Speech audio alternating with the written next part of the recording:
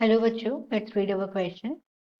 Read the following statement and find out the incorrect statement. यहाँ पे हमें 4 statement दिए हैं A, B, C, D. हमें इन स्टेटमेंट्स को पढ़ना है और इनकरेक्ट बताना है. First statement is the dorsal surface of tongue has small projections called papilla and all bear taste buds कि जो डोर्सल सरफेस होता है टंग का उसमें स्मॉल प्रोजेक्शंस होते हैं जिनको पेपिलिया बोलते हैं और ये सारी की सारी बियर करती हैं टेस्ट बर्ड. बी में बोला गया है oesophagus opens into the cardiac part of stomach कि जो ईसोफेगस है वो खुलती हैं स्टमक के कार्डिक पार्ट में.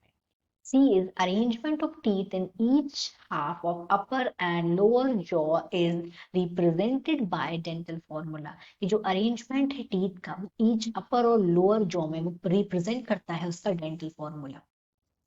D है rectum is a small sac which hosts some symbiotic microorganism कि जो rectum है वो एक small sac है जो host करता है कुछ symbiotic microorganisms को. यहाँ पे 4 options है. A is A and D, B is B and D, C is B and C, D is A and C.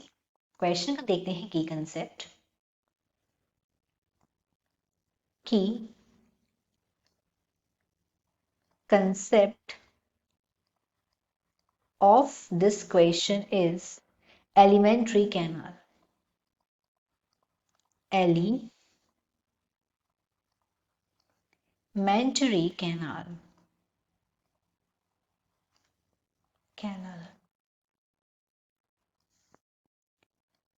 जो एलिमेंट्री कैनाल है ये शुरू हो जाती है एक एंटीरियर ओपनिंग से, मतलब माउथ से. This is anterior opening and this is the beginning. और ये and it's open out posteriorly, मतलब ये एंटीरियरली तो ये माउथ ओपनिंग है और पोस्टीरियरली ये होता है सबसे जाके ये खत्म होती है एनस पे. Alimentary canal. अब यहाँ पे हमें इसी के रिगार्डिंग 4 स्टेटमेंट्स दिए हैं तो बताना है कौन सा यहाँ पे करेक्ट है कौन सा इनकरेक्ट है. तो इनकरेक्ट हमें चूज कर. फर्स्ट स्टेटमेंट में बोला गया है ए में कि जो टंग का डोर्सल सरफेस होता है, डोर्सल सरफेस मतलब जो टंग का अपर सरफेस होता है उसको बोलते हैं डोर्सल सरफेस. वहां पे स्मॉल प्रोजेक्शंस होते हैं जिनको बोलते हैं पेपिलिया.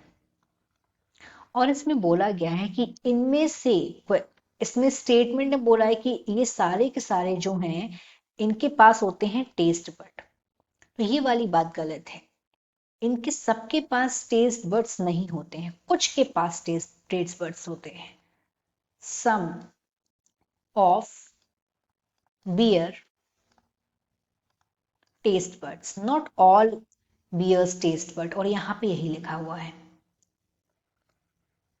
Taste buds.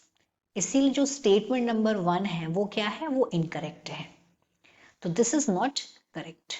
सेकंड में आते हैं ईसोफेगस ओपन होता है कार्डियक पार्ट, जो स्टमक का कार्डियक पार्ट है ईसोफेगस वहां पे जाके ओपन होता है. स्टेटमेंट नंबर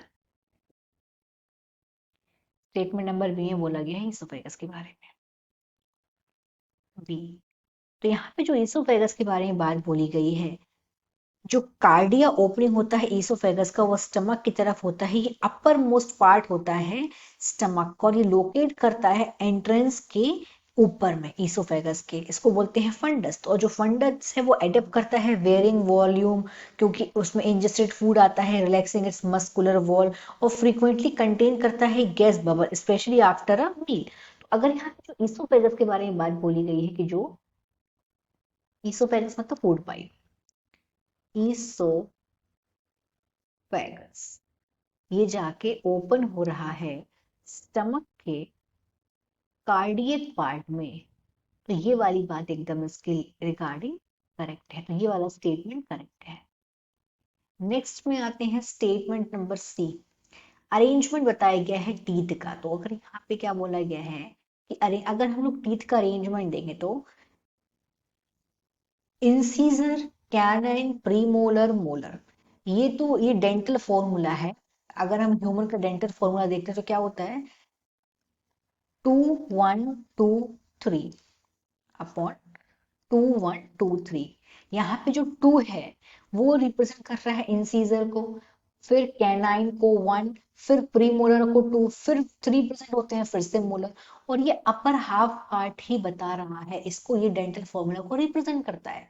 तो यहाँ पे ये वाली बात भी एकदम करेक्ट है। फोर्थ स्टेटमेंट पे आते हैं, statement number D. Statement number D में रेक्टम के बारे में बात हो रही है। तो अगर हम देखें कि जो लार्ज इंटेस्टाइन होती है, लार्ज इंटेस्टाइन, लार्ज इंटेस्टाइन के यहाँ पे इसको 3 पार्ट्स में डिवाइड करके रखा है लार्ज इंटेस्टाइन को, और वो 3 पार्ट्स में से एक पार्ट है सीकम,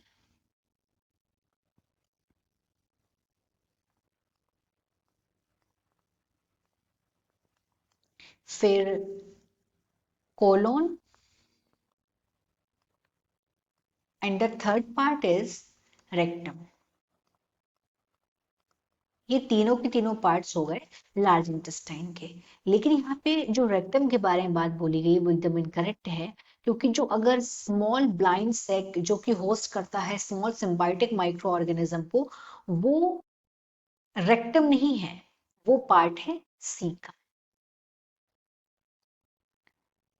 और फिर small narrow tube finger like tubular projection होते हैं जो वर्मीफॉर्म अपेंडिक्स बनाते हैं, जो कि वेस्टिजियल ऑर्गन है, ये एराइज होता है सीकम से।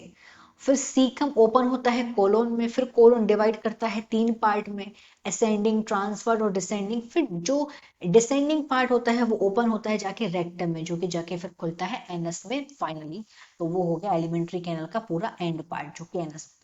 तो यहाँ पे जो रेक्टम के बारे में बात बोलेगी वो गलत है, रेक्टम की जगह यहाँ पे सीकम होना चाहिए, तो ये वाला स्टेटमेंट भी गलत है। तो इस तरीके से यहाँ पे स्टेटमेंट कौन कौन से गलत है, ए और डी। तो इस तरीके से हमारा यहाँ पे राइट आंसर हो जाएगा ए, क्योंकि ये दोनों स्टेटमेंट जो है वो यहाँ पे इनकरेक्ट, और क्वेश्चन में इनकरेक्ट स्टेटमेंट ही पूछा गया था। So the final answer of this question is A and D. Hope you understood it well, best of luck.